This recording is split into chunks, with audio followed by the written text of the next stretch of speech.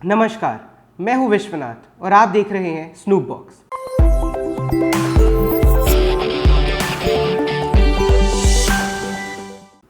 हाल ही में हमने मशहूर क्रिकेटर हरभजन सिंह का एक चिंताजनक ट्वीट देखा, जिसमें भज्जी अपने काफ़ी ज़्यादा बढ़े हुए बिजली के बिल को लेकर परेशान थे। दरअसल पिछले कुछ वक्त से महाराष्ट्र में लोगों के घरों में बिजली के बिल काफ़ी ज़्यादा आ रहे हैं।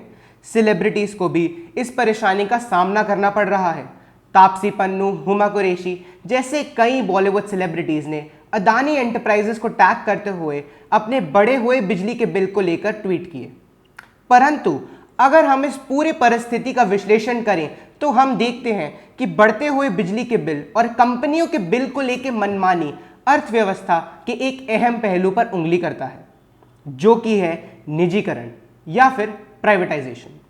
स्वतंत्रता के बाद भारत ने एक बेहद रूढ़िवादी अर्थव्यवस्था को अपनाया था, जिसके अंतर्गत किसी भी बाहरी निवेशक को भारत की इकोनॉमी में इन्वेस्ट करने की अनुमति नहीं थी।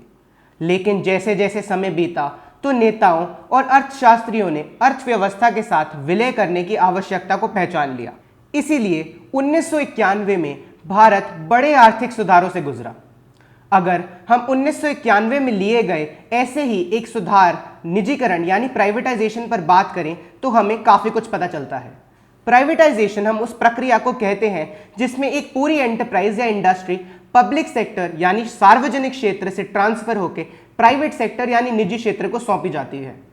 हाल ही में हमने देखा कि मोदी गवर्नमेंट ने 18 ऐसे सेक्टर्स की पहचान की है जिस पे वो प्राइवेट इन्वेस्टर्स को न्योता देने वाले हैं। इसमें बैंकिंग, इंश्योरेंस, स्टील, पेट्रोलियम और डिफेंस इक्विपमेंट जैसे अन्य बेहद अहम सेक्टर्स इंक्लूडेड हैं। अगर इसे पूरी तरह लागू किया गया तो इसका ये मतलब होगा कि सरकार निजीकरण के द्वारा नॉन स्ट्रेटेजिक क्षेत्रों से पूरी तरह बाहर निकलना चाहती है। सरकार के इस कदम से आम जनता को देश की आर्थिक स्थिति में कई बदलाव देखने को मिलेंगे। सरकार के हर कदम की तरह इस कदम से भी दोनों पॉजिटिव और नेगेटिव इंपैक्ट्स देखने को मिलेंगे। अगर हम इस बदलाव के पॉजिटिव्स को देखें तो इस कदम से हमारी इकोनॉमी को एक काफ़ी बड़ा बूस्ट मिलने की उम्मीद है।